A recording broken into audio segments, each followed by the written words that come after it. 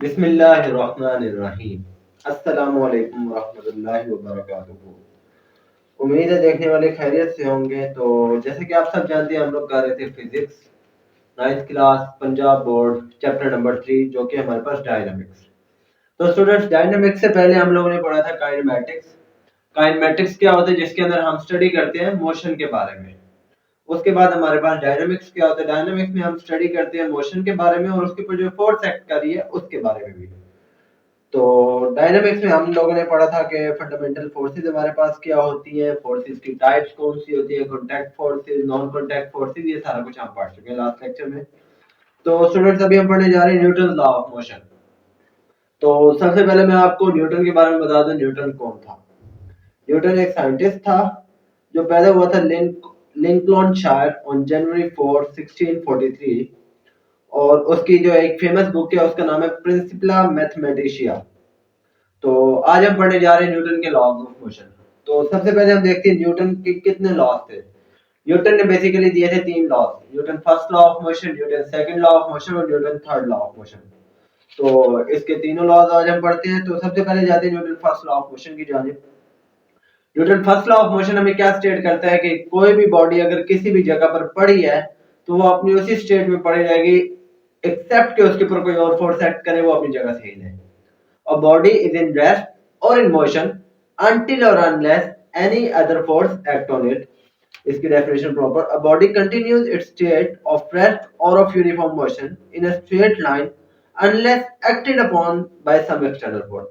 Suppose कर लें ये बोर्ड अभी अपनी एक जगह पे पड़ा हुआ है, ठीक है, रेस्ट पोजीशन में, ये कोई इसके ऊपर फोर्स एक्ट नहीं कर रही, कुछ भी नहीं हो रहा। ये Newton first law of motion को प्रूफ कर रहे हैं। अब मैं इस बोर्ड को अपनी जगह से हिलाता हूँ, फोर्स एक्ट कर रहा हूँ मैं इसके ऊपर, फोर्स एक्ट किया तो क्या हुआ है, ये मोशन में आ गया है। तो Newton first law of motion में क्या स्टेट करता है कि कोई भी बॉडी अपनी उसी पोजीशन में पड़ी रहेगी जब तक उसके ऊपर कोई और एक्सटर्नल फोर्स एक्ट न करे। इसी को हम लॉ ऑफ इनर्शिया भी कहते हैं। तो इनर्शिया क्या है, इनर्शिया वो एबिलिटी है बॉडी को, एबिलिटी है बॉडी के अंदर जो उसको चेंज करने की टेंडेंसी देती है, अपनी पोजीशन चेंज करने की। इनर्शिया की डेफिनेशन मैं आपको बताऊं, the property of a body to maintain its state of rest और uniform motion in a straight line is called inertia. Inertia क्या है, ऐसी प्रॉपर्टी है किसी भी बॉडी के अंदर जो क्या करती है, किसी भी बॉडी को एक एबिलिटी देती है कि वो अपनी जगह पर पड़ी रहे। अगर मोशन में है तो मोशन में रहे, अगर किसी रेस्ट पोजीशन में है तो वो रेस्ट में ही रहती है, अपनी जगह से हिलती नहीं है। सपोज कर लिए बोर्ड रखा हुआ है यहाँ पे, इसके ऊपर क्या है, लॉ ऑफ इनर्शिया एक्ट कर रहे हैं, Newton first law of motion act कर रहे हैं। ये अपनी जगह पे पड़ी रहेगी अनलेस और अनटिल इसके ऊपर मैं कोई और फोर्स एक्ट करता हूँ। मैं इस पर कोई और फोर्स एक्ट करता हूँ, मैं इसे उठा लेता हूँ, ठीक है। तो ये क्या है, मैं इस पर एक्सटर्नल फोर्स एक्ट कर रहा हूँ, तो ये न्यूटन फर्स्ट लॉ से आउट हो रही है। न्यूटन फर्स्ट लॉ क्या स्टेट करता है, कोई भी बॉडी अपनी ओरिजिनल पोजीशन में पड़ी रहेगी अनलेस और अनटिल उसके ऊपर कोई और फोर्स एक्ट करे। उसके बाद आ जाते हैं हमारे पास Newton second law of motion. Newton second law of motion हमें क्या स्टेट करता है, if a net external force acts upon a body, अगर कोई फोर्स किसी बॉडी पे एक्ट करती है, the body accelerates in the direction of force. जो बॉडी होगी, कोई भी एक बॉडी पड़ी है, कोई भी एक हमारे पास चीज पड़ी है स्टूडेंट, तो जब उसके ऊपर कोई फोर्स एक्ट करेगी तो वो जो बॉडी है वो उसी फोर्स के डायरेक्शन में मूव करना स्टार्ट कर देगी। और वो जो एक्सेलरेशन होगी, वो एक्सेलरेशन डायरेक्टली प्रोपोर्शनल होगी फोर्स के, कि हम जितनी फोर्स अप्लाई करेंगे उतनी एक्सेलरेशन होगी, जितनी कम फोर्स होगी उतनी एक्सेलरेशन कम होगी। जितनी ज्यादा फोर्स होगी उतनी एक्सेलरेशन ज्यादा होगी, और जितनी कम फोर्स होगी, जितनी कम एक्सेलरेशन होगी उतनी कम फोर्स होगी। और इसी तरह इनवर्सली प्रोपोर्शनल है बॉडी के मास पे। अब डायरेक्ट और इनवर्स प्रोपोर्शनल के मैं आपको बता दूं कि डायरेक्ट प्रोपोर्शन क्या होता है कि जिसके अंदर एक चीज अगर बढ़ाए तो दूसरी चीज भी बढ़ती है, और इनवर्स प्रोपोर्शन में क्या होता है, अगर एक चीज बढ़ाए तो दूसरी चीज कम होती है। अब डायरेक्ट प्रोपोर्शन में हम देखें, जब हम फोर्स एक्ट करते हैं किसी बॉडी पे, किसी भी बॉडी के ऊपर कोई फोर्स लगाते हैं तो वो अपनी जगह से हिलती है, वो एक्सेलरेट करती है अपनी जगह से। तो हम जितनी फोर्स लगाएंगे वो उतने एक्सेलरेट करेगी।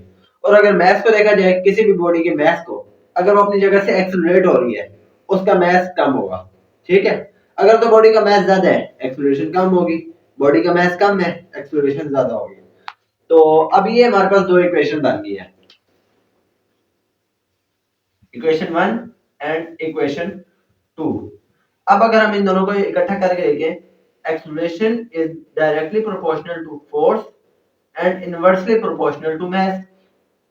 इसी तरह एक्सेलरेशन डायरेक्टली प्रोपोर्शनल है फोर्स के और इनवर्सली प्रोपोर्शनल है मास के। तो अब हमने क्या करना है, ये प्रोपोर्शनैलिटी कांस्टेंट हटाना है। ये प्रोपोर्शनैलिटी कांस्टेंट हटाने के लिए हम क्या करेंगे, A इज इक्वल टू के एफ ओवर एम। ये हमारे पास क्या हो गया, हमने कांस्टेंट लगा दिया यहाँ पे। तो इस कांस्टेंट की क्या वैल्यू है, ऐसे यूनिट्स के मुताबिक अगर मास 1 kg है और एक्सेलरेशन 1 मीटर पर सेकंड स्क्वायर है, तो ये k की वैल्यू क्या होगी, ये 1 होगी। ओके, हमें क्या स्टेट करता है कि जब मास जो है किसी बॉडी का 1 kg है और जो एक्सेलरेशन है वो 1 मीटर पर सेकंड स्क्वायर है, तो हमारे पास जो k की वैल्यू है वो 1 होगी। सपोज कर लेंगे इस तरह हो जाएगा, acceleration is equal to 1 f over m, 1 into F over M ही रहता है।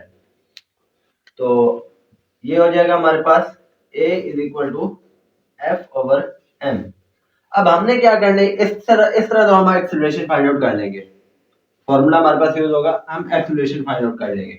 अब हमने किसी चीज की फोर्स फाइंड आउट करनी है, तो उसके लिए हम कौन सा फॉर्मूला यूज करते हैं, एक हमारे पास ये फॉर्मूला बन गया है यहाँ से, दूसरा हमारे पास फॉर्मूला बनता है F is equal to ma। ठीक है, force is equal to mass into acceleration. किसी भी बॉडी की अगर हमने फोर्स फाइंड आउट करना है, उसके लिए हमें क्या चाहिए होगा, उसकी मास चाहिए होगी और उसकी एक्सेलरेशन चाहिए होगी, हम उसकी फोर्स फाइंड आउट कर सकते हैं। ये था हमारे पास Newton second law of motion. इसके बाद आता है हमारे पास Newton third law of motion, जो कि बहुत ही आम लॉ है, सबको पता है आजकल के, to every action there is an equal but opposite reaction. कि अगर हम कोई भी एक्शन कर रहे हैं उसका इक्वल और ऑपोजिट रिएक्शन होता है। अगर हम किसी चीज को पुश करते हैं तो वो वैसे ही हमारा बैकवर्ड पुश होती है। सपोज कर ले हम एक बॉल मारते हैं वॉल के ऊपर, हमने हिट की बॉल दीवार के ऊपर, बॉल दीवार को लग के वापस आएगी। ये क्या है, बॉल का दीवार पे लगना एक्शन है, रिएक्शन क्या है, बॉल का वापस आना। इसी तरह कोई स्प्रिंग लेते हैं हम, ठीक है, स्प्रिंग को हम कंप्रेस करते हैं, ठीक है, हम उसके ऊपर एक्शन कर रहे हैं, स्प्रिंग वापस रिलैक्स होता है, ये क्या हमारे पास रिएक्शन है। तो क्या Newton third law of motion state करता है, to every action there is an equal but opposite reaction. Equal reaction होगा लेकिन ऑपोजिट डायरेक्शन में होगा। रिएक्शन हमेशा ऑपोजिट डायरेक्शन में होता है, एक्शन अगर फॉरवर्ड डायरेक्शन में है तो रिएक्शन बैकवर्ड डायरेक्शन में होगा। तो ये थे हमारे पास न्यूटन लॉ ऑफ मोशन। तो बाकी हम इंशाल्लाह नेक्स्ट लेक्चर में पढ़ेंगे लिमिटेशंस कितनी है न्यूटन लॉ ऑफ मोशन पे और सब कुछ। अल्लाह हाफिज, आज के लिए इतना काफी है, मिलते हैं अगले लेक्चर में।